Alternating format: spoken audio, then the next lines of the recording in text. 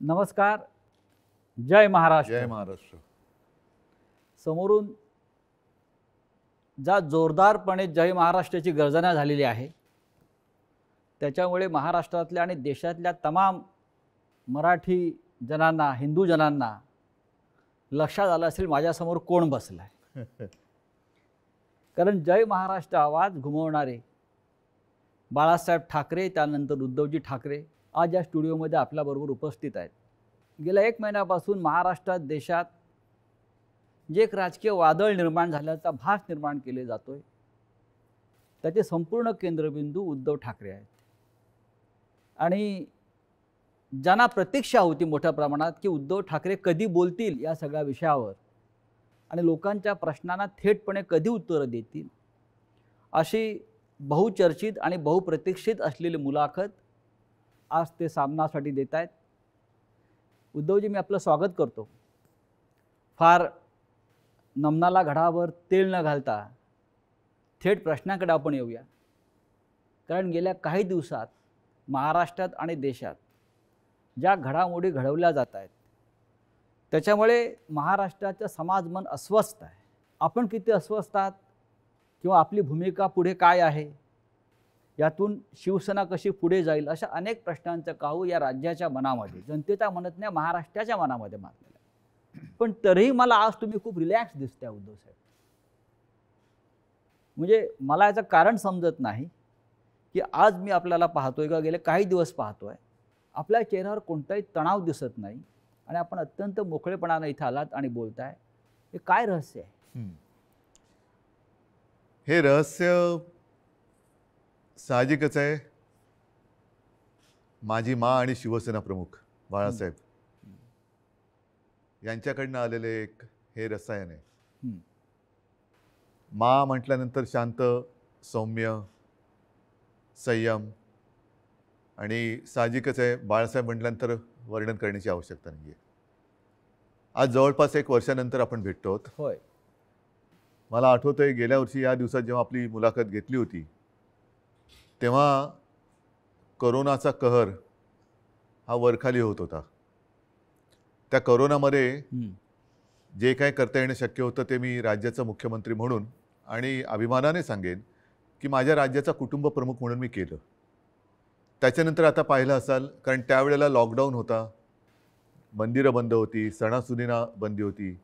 पण यावर्षी आपण पहिली पंढरपूरच्या वारी तिला परवानगी दिली म्हणण्यापेक्षा तिच्यामध्ये कोणताही अडथळा येऊ दिला नाही आणि जल्लोषात ती पार पाडली.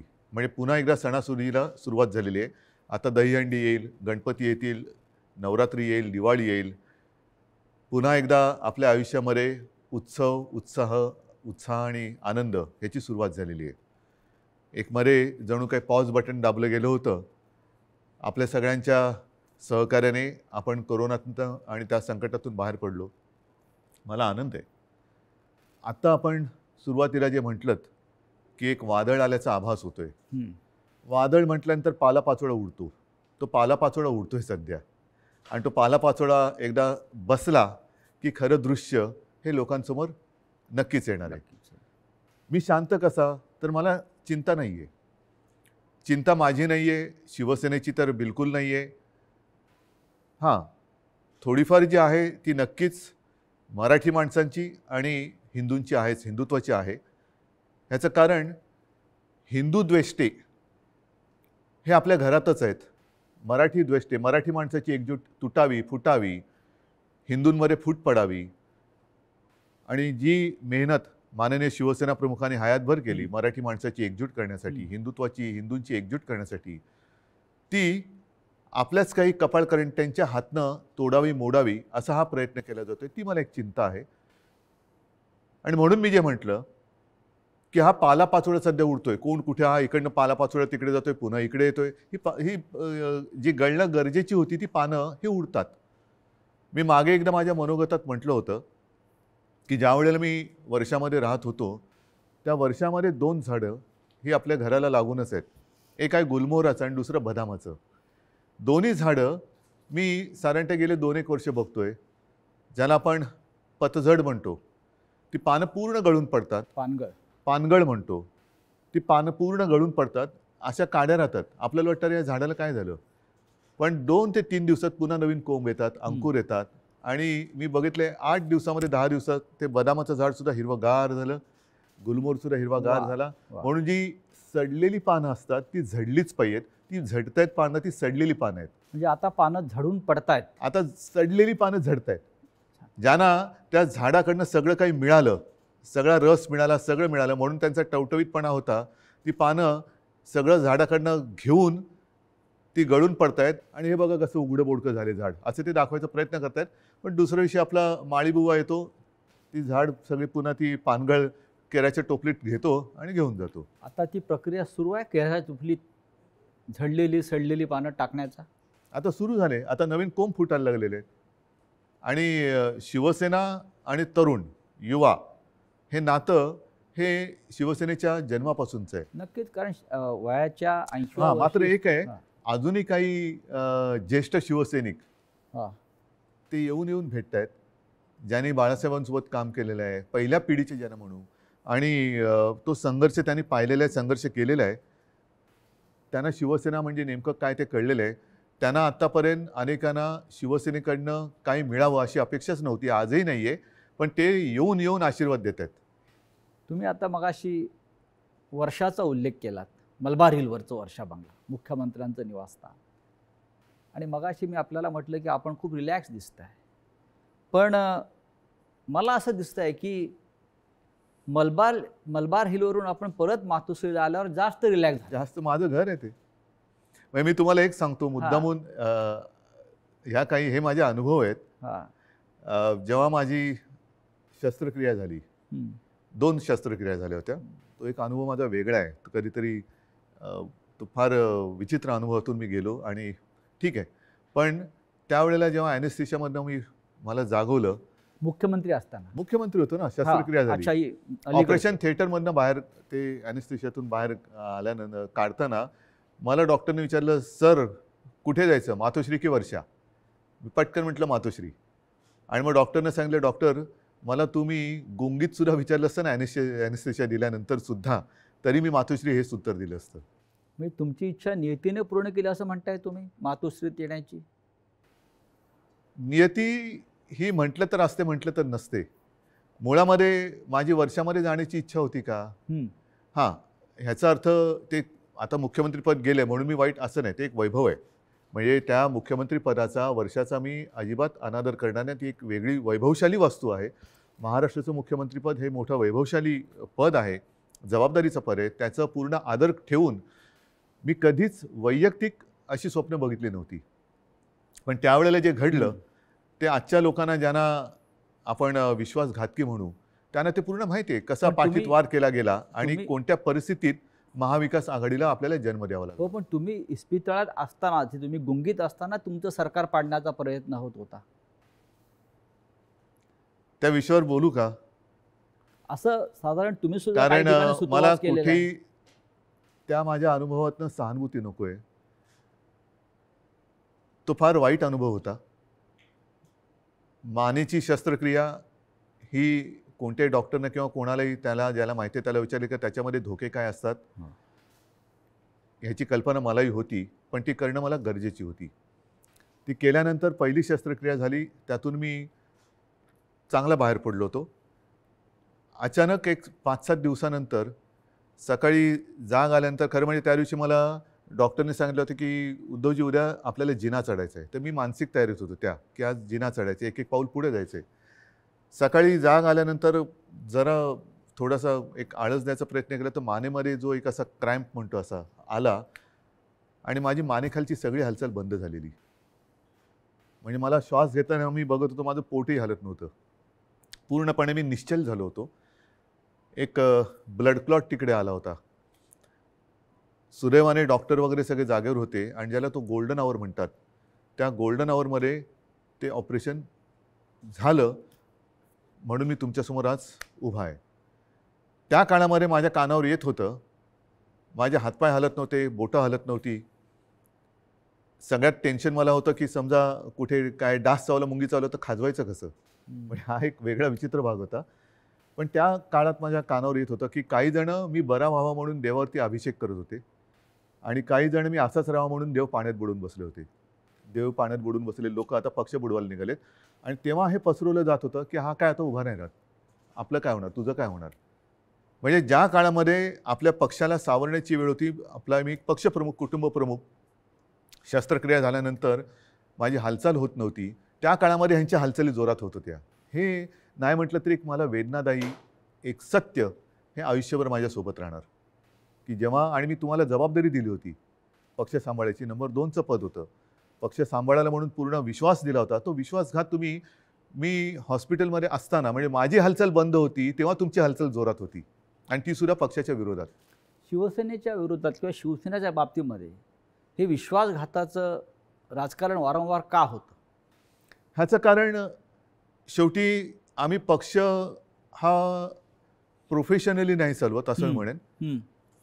तुम्ही सुद्धा गेले अनेक वर्ष शिवसेना अनुभवतात, शिवसैनिकच आहात तुम्ही, पण एक परिवार म्हणून आपण बघत आलेलो आहे. बाळासाहेबांनी आम्हाला तेच शिकवलं, माने तेच शिकवलं की एकदा आपलं म्हटल्यानंतर आपलं, त्याच्यावरती कदाचित जो राजकारणामधला गुन्हा किंवा चूक असेल ती आमच्याकडनं वारंवार होते, ती म्हणजे एखाद्यावरती विश्वास टाकला म्हणजे आम्ही त्याच्यावर अंधविश्वास टाकतो.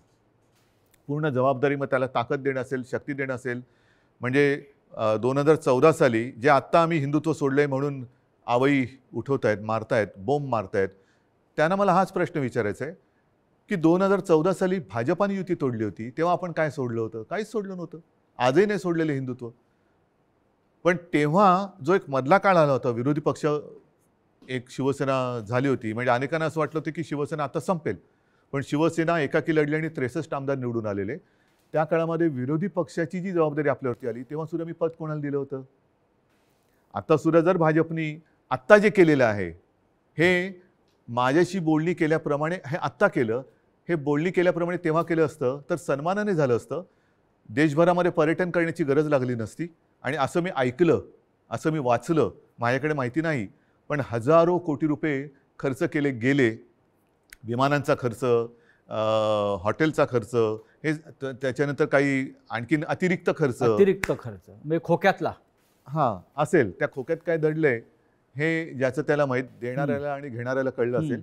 पण हे फुकटात झालं असतं ना, आणि सन्मानाने झालं असतं. हेच तर मी सांगत होतो. मग का घडवलं? कारण त्याने शिवसेना संपवायची. जे शिवसेनेबरोबर ठरवलं होतं 2.5 वर्षाचं मुख्यमंत्रीपद, हेच तर तुम्ही आता केलं. आणि ते जर केलं असतं तर निदान 5 वर्षामध्ये भारतीय जनता पक्षाला एकदा तरी 2.5 वर्षात मुख्यमंत्रीपद मिळालं असतं. ही जी काय आता सोंगडोंग करतायत आम्ही शिवसेनेला, आता ही शिवसेना ते म्हणतात ती शिवसेना नाही आहे. हे सगळं तोडफोड करून त्यांचं समाधान होत नाही. त्यांना शिवसेना संपवायची आहे. ह्यांचा वापर करून ते शिवसेना संपवायला का संपवायचे असं वाटतं आपल्याला? कारण आतापर्यंत गेल्या 56 वर्षात शिवसेना संपवण्याचे प्रयत्न अनेक आणि प्रत्येक वेळेला शिवसेना अधिक जोमाने आणि तेजाने उभी राहिलेली आहे. आता सुद्धा त्यांना हिंदुत्वामध्ये भागीदार नको असेल, पण माझं नेहमी असंच म्हणणं आहे की शिवसेना प्रमुखांनी हिंदुत्वासाठी राजकारण केलं, कारण हिंदुत्व मजबूत व्हायला. हे जे करतायत ते राजकारणासाठी हिंदुत्व वापरतायत. हा आमच्या आणि त्यांच्या हिंदुत्वातला फरक, जे विचारतात ना तुमचं आणि भाजपचं हिंदुत्वामध्ये फरक काय, तो हा आहे. शिवसेनेचं राजकारण हे आम्ही हिंदुत्व मजबूत होण्यासाठी केलं, पण यांचं राजकारण मजबूत होण्यासाठी आणि हिंदुत्वाचा आश्रय घेतला. मुख्यमंत्रीपद स्वीकारल्यामुळे महाविकास आघाडी हिंदुत्व संकटात आलं, हिंदुत्व म्हणजे काय झालं अशी जे एक आवई उठवली जाते. हो, म्हणजे काय, मला एक प्रसंग असा सांगा किंवा एक माझ्या हातनं घडलेली गोष्ट किंवा निर्णय माझा मुख्यमंत्री पदावरती असतानाचा दाखवा की ज्याच्यामुळे हिंदुत्व धोक्यात आलं. एक निर्णय दाखवा. तर तुम्ही तेव्हा अयोध्येला आत्ता सुद्धा गेला होतात. अयोध्येमध्ये महाराष्ट्र भवन आपण उभं करतो, बरोबर आहे. हे हिंदुत्वाला सोडून आहे की नाही? तुम्ही ठरवा. अयोध्येत महाराष्ट्र भवन, बरोबर आहे. मुख्यमंत्री होण्याच्या आधी सुद्धा मी अयोध्येत गेलो होतो, प्रत्येक वेळेला आपण होतात. मुख्यमंत्री झाल्यावरती सुद्धा अयोध्येत गेलो होतो. कोण काय म्हणेल मी परवा नाही केली. मी गेलो आणि रामलल्लाचं दर्शन घेऊन तेव्हाही आलो होतो. 2दा मी स्वतः अयोध्येत गेलो होतो. आता नव्या मुंबईमध्ये आपण तिरुपतीचं मंदिर त्याला जागा दिली. प्राचीन जी मंदिरं आहेत त्यांचं संवर्धन करणं, जतन करणं हे आपण सुरू केलं. गडकिल्ल्यांचं आपण सुरू केलं. हे कुठे, ह्याच्यात हिंदुत्व कुठे गेलं? हिंदुत्व तर असं कोणताही निर्णय नाही आहे की ज्याच्यामध्ये आपण हिंदुत्वापासून दूर गेलेलो आहे. अशा अनेक गोष्टी सांगता येतील. तुम्ही आज ज्या संघर्षमय कालखंडातून जात आहात याची कधी अपेक्षा केली होती? बघा, शेवटी शिवसेना आणि संघर्ष हे तर एकमेकाच्या पाचवीला पुजलेले आहेत. आणि मागे कोणीतरी असं म्हणालं होतं, ते मला वारंवार त्याचा अनुभव येतोय, की शिवसेना ही एक तळपती तलवार आहे. ती जर मॅनेमध्ये ठेवली तर ती गंजते. त्याच्यामुळे ती तळपलीच पाहिजे. आणि तलवार तळपणं म्हणजे संघर्ष आलाच. अर्थात याचा अर्थ अर्थार्थी कोणी घेऊ नये, की तलवारीने वार कराबिरा, असं नाही माझं म्हणणं. ही एक उपमा आहे. आणि त्याच्यामुळे संघर्षासाठीच तर शिवसेना जन्माला आली. त्यावेळेला मराठी माणसासाठी, भूमिपुत्राच्या न्याय हक्कासाठी शिवसेनेचा जन्म झाला. त्याच्यानंतर हिंदुत्वासाठी शिवसेना लढली. मग ते 92-93 साल असेल किंवा कधी असेल. त्याच्यामुळे शिवसेना आणि संघर्ष, जिथे अन्याय तिथे वार, हे शिवसेनेचं ब्रीदवाक्य आहे. ज्या ठाण्यानं शिवसेनेला पहिली ताकद दिली, म्हणजे शिवसेना प्रमुख बाळासाहेब ठाकरे आणि ठाण्यांचं एक भावनिक नातं होतं. एक पहिला भगवा झेंडा जो आहे हा ठाण्यात फडकला आणि बाळासाहेब अभिमानानं त्यांच्या संपूर्ण कालखंडात जीवनात त्या सांगत राहिले की ठाण्यानं मला पहिली सत्ता दिली. त्याच ठाण्यातून शिवसेनेला आव्हान उभं राहिलं. ठाणेकर सुज्ञ आहेत. हे जे पालापाचोळा जो आहे ते म्हणजे काय ठाणेकर नाहीत. ठाणेकर आणि ठाणेकर नागरिक, शिवसेनेचे ठाणे आणि ठाण्याची शिवसेना, हे जे नातं आहे ना, हे ह्या पालापाचोळ्याला तोडता नाही येणार. त्याच्यामुळे मी तर म्हणेन पूर्ण महाराष्ट्र आणि ठाणंसुद्धा, अर्थात त्याच्यात आलं मुंबईसुद्धा आली, सगळेजण निवडणुकांची वाट बघतायत. आणि म्हणून माझं मत हेच आहे की याच्या पुढे एक असा कायदा झाला पाहिजे की ज्यांना कोणाला युत्या करायच्या असेल, युती करायची असेल, त्या दोन्ही पक्षांचं, 3 पक्षांचं, 10 पक्षांचं जे काय कडवळ तुम्हाला करायचं असेल ते करा. मात्र तुमच्यामध्ये करार मदार काय झालेला आहे तो जनतेसमोर ठेवा. जागा वाटप किती होणार आहे, कोणत्या ध्येयावरती, धोरणावरती तुम्ही युती करणार आहात, काय पुढे करणार आहात, हे करा. म्हणजे काय झालं असतं, एक तर जे माझं आणि भारतीय जनता पक्षाचं ठरलं होतं ते जे आता आधी नाकारून आता त्यांनी ते केलं, हे आधी जनतेसमोर उघडपणाने आलं असतं. दुसरी गोष्ट, निवडणुकीनंतर जे काय त्यामुळे मला करावं लागलं, महाविकास आघाडीचा जन्म नसता झाला. तो महाविकास आघाडीचा जन्म आम्ही दिला तेव्हासुद्धा तुम्ही बघितलं की आम्ही शपथ जी मी घेतली ती शिवतीर्थावरती घेतली.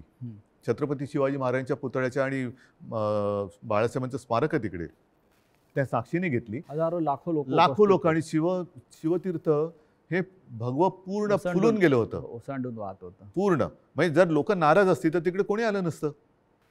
पण तरी देखील माझं मत असं आहे की आता निवडणुका घ्या. जर आम्ही महाविकास आघाडी स्थापन करून चूक केली असेल तर लोक आम्हाला घरी बसवतील. आणि जर भारतीय जनता पक्षाने माझं, कारण शेवटी जनता मला ओळखते, नाही म्हटलं तरी आता आमची 6वी पिढी ही महाराष्ट्राच्या जनतेसाठी काम करते. 6वी पिढी, त्याच्या आधीच्या पिढ्यासुद्धा होत्या. पण एक तर लोक त्यांना घरी बसवतील त्यांनी चूक केली असेल तर, जो करार त्यांनी आमच्याशी केला होता तो तोडला म्हणून, नाहीतर आम्ही पाप केलं म्हणून आम्हाला घरी बसवतील. होऊ द्या जनतेच्या कोर्टात फैसला, माझी तयारी आहे. पण या सगळ्या कालखंडामध्ये कधी नव्हे तो एक अघोरी प्रकार होतो आहे जो महाराष्ट्रात कधीच झाला नव्हता. तो म्हणजे कोणीतरी संपूर्ण शिवसेना हायजॅक करण्याचा प्रयत्न करत आहे. कारण त्यांना पर्याय नाही आहे. कारण नीट लक्षात घ्या, हा महत्त्वाचा प्रश्न आहे, एक बारकाव लक्षात घ्या. जे काय थोडंफार कायद्याचं ज्ञान मी लोकांशी बोलून, कायदेतज्ञांशी बोलून समजून घेण्याचा प्रयत्न केलेला आहे, त्यातून सांगतो की पूर्वी 2/3 ही सदस्य संख्या झाली का वेगळा गट स्थापन करता येऊ शकत होता. आता तो कायदा गेला. आता हे जे बाजूला झाले ते भले 2/3 असतील किंवा आणखीन काहीतरी असतील, त्यांना वेगळा गट स्थापन करता येत नाही, हे कायदेतज्ञांनी सांगितलेलं आहे. मी कायदा लिहिलेला नाही, मी कायदा वाचलेला नाही, मी घटनातज्ञांनी ज्यांनी त्याचा अभ्यास केला त्यांनी सांगितलेली मतं ऐकून आणि त्यांच्याशी बोलून सांगतोय. म्हणजेच काय की ह्या गटाला कुठल्या ना कुठल्या तरी पक्षामध्ये विसर्जित किंवा सामील व्हावं लागेल ह्या गटाला. मग त्यांच्यासमोर पर्याय काय आहेत, एक तर भाजपात जावं लागेल, नाहीतर दुसरे सपा आहेत, MIM वगैरे असे जे काही छोटे छोटे पक्ष आहेत त्यांच्यात जावं लागेल. आणि हे जर का कुठल्या पक्षात गेले तर भारतीय जनता पक्षाचा ह्यांना जो उपयोग करून घ्यायचा आहे तो उपयोग संपेल. कारण त्यांची ओळख त्यांना ती द्यावी लागेल की आता आम्ही भाजपात गेलो, आता आम्ही समाजवादीत गेलो, आता आम्ही बच्चू कडूंच्या पक्षात गेलो. तर म्हणून ते एक भ्रम निर्माण करतायत की आम्ही म्हणजेच शिवसेना. जे मधल्या काळामध्ये क्लिप फिरली बघा, असं माझ्या काळात कधी झालं नव्हतं. माझ्या बाजूला उपमुख्यमंत्री अजितदादा पवार बसायचे, पण त्यांनी कधी माझा माईक नव्हता खेचला. काही वेळेला त्यांना अधिक त्यांच्याकडे माहिती असायची अर्थसंकल्प किंवा काय, तर मी त्यांना सांगायचो की दादा तुम्ही उत्तर द्या, पण माझ्याकडनं कोणी माईक नाही खेचला. माईक कारण खेचणं तुम्ही ठाकरे आहात. तो तर भाग झालाच, पण एक आमच्या महाविकास आघाडीमध्ये एक समन्वय. सभ्यता होती, सभ्यता होती. सभ्यता होती आणि समन्वय होता. असो, त्याच्यावरती नंतर बोलायचं तर मी बोलेन. पण त्याच्यामध्ये जे उपमुख्यमंत्री बोलले की हे म्हणजेच शिवसेना, म्हणजेच त्यांचा डाव असा आहे की शिवसैनिकांमध्येच लढाई लावायची, शिवसेना खतम करायची. एकदा का काम संपलं की पालापाचोळा तुम्ही जे मगाशी म्हणालात तो टोपलीत भरला की नेऊन टाकायचा. पण त्यांचा अशी योजना होती की बाळासाहेब ठाकरेंनंतर ही शिवसेना परत खतम करायचीच त्यांचं स्वप्न होतं, पण बाळासाहेबांनंतर तुम्ही शिवसेना उभी केली. त्यांच्या पोटात तेच दुखतंय. त्यांना शिवसेना आणि ठाकरे वेगळे करायचे, जसं गांधी आणि काँग्रेस वेगळी गांधी आणि करायची. काँग्रेस. आणि त्यांच्यात एक तुम्ही बघा, मला टीकात्मक केवळ बोलायचं म्हणून मी बोलत नाही, पण दुसरे जे आता सरदार वल्लभभाई पटेल, सुभाषबाबू, तसं बाळासाहेब, हे स्वतःचेच म्हणून आता लोकांसमोर आणायचं. म्हणजे आपल्याकडनं काही आदर्श निर्माण नाही झाला तर दुसऱ्यांचे जसं पक्ष फोडतायत तसं आदर्श फोडायचे, आदर्श म्हणजे पळवायचे आदर्श आमदारांप्रमाणे. फोडायचे म्हणा किंवा पळवायचे म्हणा, पळवायचे. आणि मग ते आपलेच म्हणून लोकांसमोर जायचं. तसं त्यांचं चाललंय की बाळासाहेबांना त्यांनी मान सन्मान तर दिलाच पाहिजे, नाही तर लोक जोडे मारतील, लोक ठेवणार नाहीत त्यांना जागेवर. कोणी असला आणि तो बाळासाहेबांच्या विरोधात काही बोलला तर लोक हाणतीलच जोडा त्याच्या. तर म्हणून त्यांना बाळासाहेब पाहिजेत, पण आता ठाकरे आणि शिवसेना हे नातं तोडायचं आहे.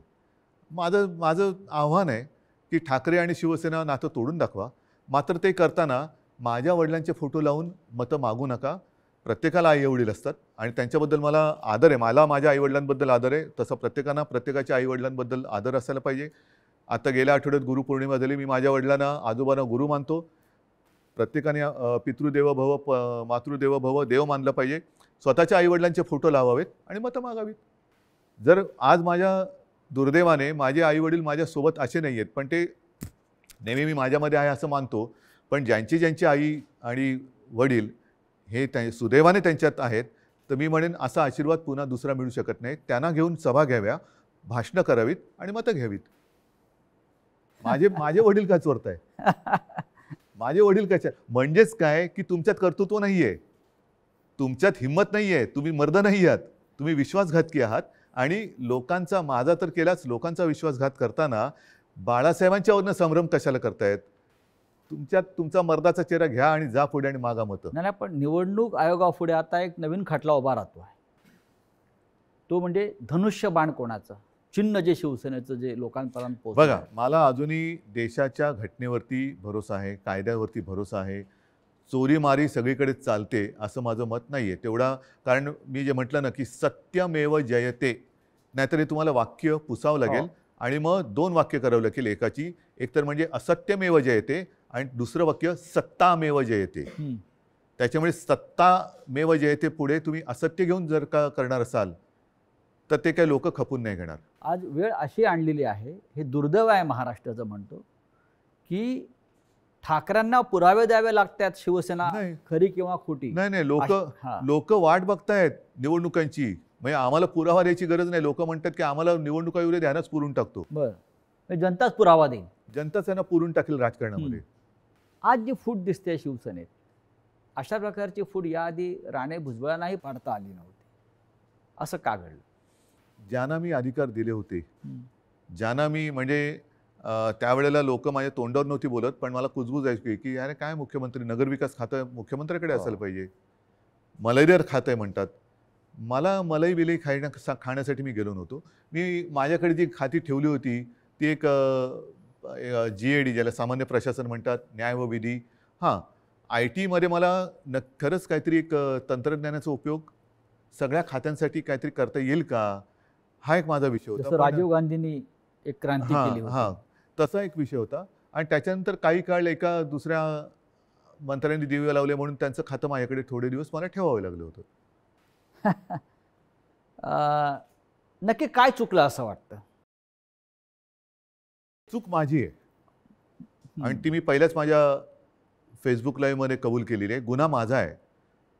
तो म्हणजे मी यांना परिवारातले समजून यांच्यावरती अंधविश्वास ठेवला. तुमचं मुख्यमंत्री होणं चुकलं? मला 2 गोष्टी आहेत. समजा मी मुख्यमंत्री त्यावेळेला यांना केलं असतं, हां. यांनी वेगळं आणखीन काय केलं असतं? कारण यांची भूकच भागत नाही.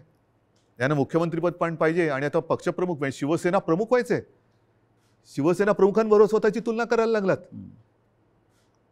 म्हणजे हे जे आहे ना, ही राक्षसी महत्वाकांक्षा आहे आणि ह्याला हावरटपणा म्हणतात. हाव हाव म्हणजे एक दिलं तरी तुझं तेही माझं, माझं तेही माझं, तुझं तेही माझं, ह्याचं तेही माझं, त्याचं तेही माझं, माझं ते माझं, तुझं तेही माझं इथपर्यंत होतं. आता ह्याचंही माझं आणि त्याचंही माझं इथपर्यंत त्यांची हाव गेलेली आहे.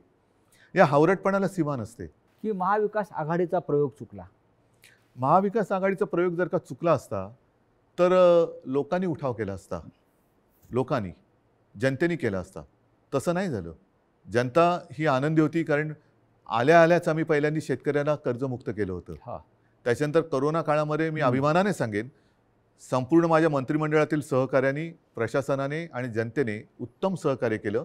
म्हणून आणि म्हणूनच ज्या पहिल्या 5 मुख्यमंत्र्यांमध्ये माझं नाव आलं ते मी माझं नाव नाही मानत, ते जनतेचा मी प्रतिनिधी म्हणून ते नाव आलं होतं. जर समजा यांनी सहकार्य नसतं केलं तर कोण होतो मी? मी कोण होतो? मी एकटा काय कर बरं, मी तर घराच्या बाहेरही पडत नव्हतो कारण घराबाहेर पडायचं नाही हेच मी लोकांना सांगत होतो. जाऊन पण घोळके करा. फुटीरांचा आक्षेप त्याच्यावरच आहे. जे फुटून गेले आहेत त्यांचा आक्षेप असा आहे की आपण घराबाहेर पडला नाहीत, आपण मंत्रालयात गेला नाहीत आणि आपण त्यांना भेटला नाहीत. तरी सुद्धा घराबाहेर न पडता सुद्धा देशातल्या सर्वोत्तम 5 मुख्यमंत्र्यात नाव का आलं माझं? कारण त्यावेळेला ती परिस्थिती तशी होती. मी स्वतः सांगत होतो घराबाहेर पडू नका आणि लोक ऐकत होते. लोक ऐकत होते. मी जर का घराबाहेर आजही पडलो आणि केव्हाही पडलो तरी शिवसेना प्रमुखांच्या, माझ्या पूर्वजांच्या आशीर्वादामुळे गर्दी होतेच. गर्दी होतेच. म्हणजे मग काय झालं असतं? लोकांसांगे ब्रह्मज्ञान आणि स्वतः कोरडे पाषाण. म्हणजे ती काळाची गरज होती. काळाची गरज होती. पण त्याच काळात मी पुन्हा एकदा सांगतो, सुरुवातीच्या काळामध्ये जेव्हा करोना आपल्याकडे त्याचा शिरकाव झाला हे कळलं, तेव्हा साधारणतः 7,500 ते 8,000 रुग्णशय्या आपल्या राज्यात पूर्ण मिळून होत्या. त्याच्यात ऑक्सिजन बेड्स आले, व्हेंटिलेटर्स आले, कॉमन जे रुग्ण असतात ज्यांना साधारणतः एक थोडी ट्रीटमेंट देऊन घरी जाऊ शकतात, ऑपरेशन नंतरचे असतील, त्याच्यानंतर डायलिसिस असतील.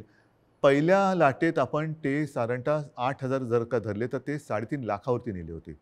हे घर बसल्या. हॉस्पिटलमध्ये बेड्स नव्हते, रुग्णवाहिका नव्हत्या. कोणी कशा केल्या त्या? कोरोनाच्या टेस्टसाठी आपल्या राज्यात फक्त 2 प्रयोगशाळा होत्या. एक कस्तुरबामध्ये, दुसरे NIV एक पुणे. त्या आपण 600च्या वर केल्या घरी बसून. पण त्याच्याविषयी 50 आमदारांना कौतुक नाही आहे. त्यांना तुम्ही निधी दिलेला नाही म्हणतायत आणि तुम्ही हिंदुत्व सोडलं असं म्हणतायत. त्याच्यामुळे ते सोडून गेले. तुम्ही महाराष्ट्रासाठी जे काय केलेलं आहे, करोनाच्या संकटातून राज्याला वाचवलेलं आहे, लोकांना जीवदान दिलेलं आहे. महाराष्ट्रामध्ये नद्यातून प्रेत वाहून तुम्ही दिली नाहीत. त्याचं त्यांना शल्य असेल की असं नाही झालं, हे चुकीचं झालं असं त्यांच्या मते असेल. आणि महाराष्ट्राच्या जनतेला हा मुख्यमंत्री आपल्या कुटुंबातला घटक वाटत होता, आपला परिवारातला भाऊ, मुलगा. त्याच्यामुळे मला ह्या विश्वासघातकांना माझ्याबद्दल काय वाटतं ह्याची चिंता नाही आहे. मला माझ्या महाराष्ट्रातल्या जनतेला मी त्यांच्या कुटुंबातला वाटतो. ह्याच्यात असं भाग्य हे फार क्वचित कोणाच्या नशिबी येतं. ते मला नाही वाटत ह्यांच्या नशिबी आलं असेल. कारण ह्यांच्या डोक्यावरती जरी काही पदं आता मिळाली, कारण अजूनही हम तुम एक कमरे में बंदो असं यांचं मंत्रिमंडळ आहे. त्याच्यामुळे त्याचा विस्तार कधी होणार आहे माहिती नाही. पण हे मंत्री जरी किती झाले तरी कपाळावरती जो विश्वासघाताचा शिक्का बसलाय तो नाही पुसता येणार. तुम्हाला असं वाटत नाही का की जे तुम्हाला सोडून गेलेले आहेत मोठ्या प्रमाणात त्यांनाच तुम्ही सर्वाधिक दिलेलं आहे आणि ज्यांना मिळालं नाही किंवा ज्यांना कमीत मिळालं ते आपल्या बरोबर राहिले? मला हेच म्हणायचं, ही शिवसेनेची ताकद आहे. शिवसेनेची ताकद काय आहे की सामान्यांना बाळासाहेबांनी असामान्यत्व दिलं. आता पुन्हा एकदा या सामान्यातून असामान्य लोक घडवण्याची वेळ आलेली आहे. आणि म्हणून मी माझ्या तमाम शिवसैनिकांना आणि माझ्या माता भगिनींना, बांधवांना विनंती करतो की चला परत उठा. आता पुन्हा एकदा सामान्यांना असामान्य बनवूया. कारण हे सारी लोक होती आणि ह्यांना ती चूक, मी पुन्हा तेच म्हणेन की ही चूक माझी आहे की त्यांना ताकद दिली. पण त्या ताकदीने ते उलटा वार नुसता नाही केला, तर राजकारणामध्ये ज्या आईने जन्म दिला त्या आईला गिळायला निघालेली अवलाद आहे. नुसतं आईवरती वार करणारे आपण म्हणत होतो तशी नाही आहे. ही राजकारणात ज्यांनी यांना जन्म दिला त्या आईला म्हणजे शिवसेनेला गिळायला निघालेली अवलाद आहे. ज्या पण तेवढी आमदारां ताकद हो, त्यांच्यामध्ये नाही आहे, कारण शेवटी आई ही आई असते. नक्कीच. तुम्ही आईचा उल्लेख केलात. कालपर्यंत हे सगळे लोक या शिवसेनेला आपली आईच मानत होती. तुमच्याबरोबर वर्षावरती अनेकांना मी बसलेले बघितले शेवटच्या क्षणापर्यंत. हो, पण आत्ताच तुमचा आधीचा प्रश्न काय होता की मी यांना भेटत नव्हतो. तुम्हाला भेटून ते कधी सुरतला गेले, कोण गोव्याला गेलं, कोण गुवाहाटीला गेलं. 50 खोक्यांची इतकी ताकद असू शकते जी निष्ठा विकत घेऊ जाऊ शकते. निष्ठा नाही विकली जात. विकली जाते ती निष्ठा नसतेच. निष्ठा ही म्हणजे विकली जाऊ शकत नाही. महाराष्ट्रात पण झाडं आहे, डोंगर आहे, हॉटेल आहे. किती सुंदर आहे महाराष्ट्र. महाराष्ट्रात म्हणजे फार ग्रामीण भागातल्या आमदारांना महाराष्ट्राच्या निसर्गाची भुरळ पडत नाही आणि गुवाहाटीच्या निसर्गाची भुरळ हो. पडते. म्हणजे मला कळतच नाही, मग तुम्ही महाराष्ट्राच्या मातीत कसे काय जन्माला आलात? ज्या महाराष्ट्राच्या मातीत जन्माला आलात त्या मातीची तुम्हाला ओढ नाही, प्रेम नाही, त्या मातीची तुम्हाला कधी वैभव दिसलं नाहीये काय? मी स्वतः कलाकार आहे.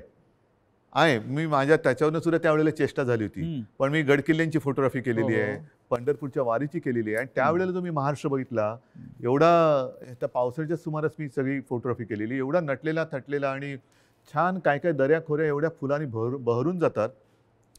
तुम्हाला आम्ही तर शहरी बाबू, तुम्ही ग्रामीण भागातले, तर ग्रामीण भागात राहून तुम्हाला महाराष्ट्राचं सौंदर्य दिसत नाही, त्याचं वर्णन करावं असं कधी वाटलं नाही. आणि डायरेक्ट गुवाहाटी, मी गुवाहाटी का वाईट नाही म्हणत, प्रत्येक प्रदेश चांगला आहे, पण ह्यांना हे काय मातीसाठी करणार? इतिहास काळापासून दिल्ली आणि महाराष्ट्राचा कायम झगडा आहे. मग औरंगजेब, छत्रपती शिवाजी महाराज असतील, संभाजी महाराज असतील, दिल्लीने महाराष्ट्रावर सतत पाठीमागून वार केले किंवा महाराष्ट्र संपवण्याचा प्रयत्न केला. कारण काय? हे आणि आता आजही तेच चित्र आहे ह्याच्या मुळाशी जाण्याची आता गरज की वाटते की आजही शिवसेनेचा सूड घेण्यासाठी ते बाळासाहेब ठाकरेंच्या अस्तित्वाला सुरुंग लावत आहे. मान्य, पण ह्याच्या मुळापर्यंत जायची गरज आहे. कारण जोपर्यंत ते दिल्लीत गेले नव्हते तोपर्यंत बाळासाहेब ठाकरेच यांना जपत आले होते. बाळासाहेबच यांना वाचवत आले होते आणि वाचवलं होतं एका हिंदुत्वाच्या ध्यासापायी, वेडापायी. मग दिल्लीत बसल्यावरती असं त्या दिल्लीच्या खुर्चीला काय असं वेगळा काय स्प्रे मारला की काय झालं की तुम्हाला ज्यांनी जपलं त्यांनाच तुम्ही संपवायला निघालात? ज्या शिवसेनेनी बाबरीची जबाबदारी तेव्हा घेतली होती शिवसेना प्रमुखांनी, त्या शिवसेनेला तुम्ही हिंदुत्व सोडलं म्हणून संपवायला निघालात. बरं, आम्ही काँग्रेसबरोबर गेलो म्हणून तुम्ही म्हणता हिंदुत्व सोडलं. मग मुफ्ती महमद आणि मेहबूबा मुफ्तीबरोबर तुम्ही गेला होतात, ते काय होतं? काय सोडलं होतं तुम्ही? मग तेव्हा तर आम्ही आता तुम्हाला वाटतं हिंदुत्व सोडले, जे सोडलं नाही, पण तेव्हा तुम्ही लाच सोडली होतीत ना. काय मेहबूबा मुफ्ती आज सुद्धा वंदे मातरम म्हणतात की भारत माता की जय बोलतात? हे माहिती असून सुद्धा तुम्ही मला हे त्यांनी एकदा सांगितलं होतं की तिकडे निवडणुका घेऊन दाखवा, असं अतिरेक्यांनी आव्हान दिलं, म्हणून आम्ही निवडणुका घेऊन दाखवल्या. सरकार बनवून दाखवा म्हणून आम्ही त्यांच्याबरोबर सरकार बनवून दाखवलं. पण सरकार बनल्यानंतर मला वाटतं मुफ्ती महमद सईदनी अतिरेक्यांचा आणि पाकिस्तानला त्यांनी धन्यवाद दिले होते काश्मीर खोऱ्यात शांततेत निवडणुका होऊ दिल्यामुळे. मग कोणाला काय दाखवलं तुम्ही? कोणाला काय दाखवलं? म्हणजे बरं, आता सुद्धा ते बिहारमध्ये जे बसलेत नितीश कुमार बरोबर, नितीश कुमार हिंदुत्ववादी आहेत का? कारण मला जे आठवतं त्याच्याप्रमाणे त्यांनी एकदा संघमुक्त भारत असा नारा दिला होता. संघमुक्त भारत असं शिवसेनेने कधी दिला नाही. राम मंदिराच्या प्रश्नावर रामविलास पासवान एनडीएतून बाहेर पडले होते, तरी ते त्यांना प्यारे होते. हो. आम्ही तो उलट म्हणत होतो की विशेष कायदा बनवा. 5 वर्ष 7 वर्ष झाली तरी ते विशेष कायदा बनवून राम मंदिर बनवू शकले नाही. ते न्यायालयाने निकाल दिला. या देशातला समस्त विरोधी पक्ष आणि प्रादेशिक पक्ष संपवले जातात आणि मित्र पक्ष पण. आणि हा मित्र पक्ष, असं तुम्हाला काय दिसतंय का? कारस्थान किंवा अशा प्रकारचं बघा, मला असं वाटतं हा ज्याचा त्याचा प्रश्न आहे. जे आता सरन्यायाधीश बोललेत मध्ये, ओझर तर मी वाचलं की आपल्या देशात विरोधी पक्षाला शत्रू समजू नका. विरोधी पक्षांनी सुद्धा जबाबदारीने वागलं पाहिजे आणि सत्ताधारी पक्षांनी सुद्धा जबाबदारीने वागलं पाहिजे. मी जो काही 2.5 वर्षात अनुभव घेतला मुख्यमंत्री म्हणून, मी विरोधी पक्षांना काही वेळेला मी स्वतः आवाहन केलं की सरकार म्हणून आमचं समजा जर काही आम्ही कुठे कमी पडत असू, आमचं काही चुकत असेल, तुम्ही आमच्या नजरेत आणून द्या, नजरेत आणून द्या. हे काम विरोधी पक्षाचं आहे, कारण ते सुद्धा शेवटी लोकप्रतिनिधी असतात. त्याच्यामुळे सशक्त लोकशाहीसाठी आणि महाराष्ट्राची विरोधी परंपरा पक्ष आहे ती. हा सुद्धा तेवढा सुसंस्कृत पाहिजे, संवेदनशील पाहिजे, आणि तेवढाच किंवा त्याच्याहून थोडा जास्त हा सत्ताधारी पक्ष संवेदनशील पाहिजे आणि सुसंस्कृत पाहिजे. आता हा संवेदनशीलता आणि सुसंस्कृतपणा ही कुठेतरी रसातळाला जायला लागले असं वाटते. कशामुळे? पिढ्या बदलत आहेत आणि सत्तेची हाव.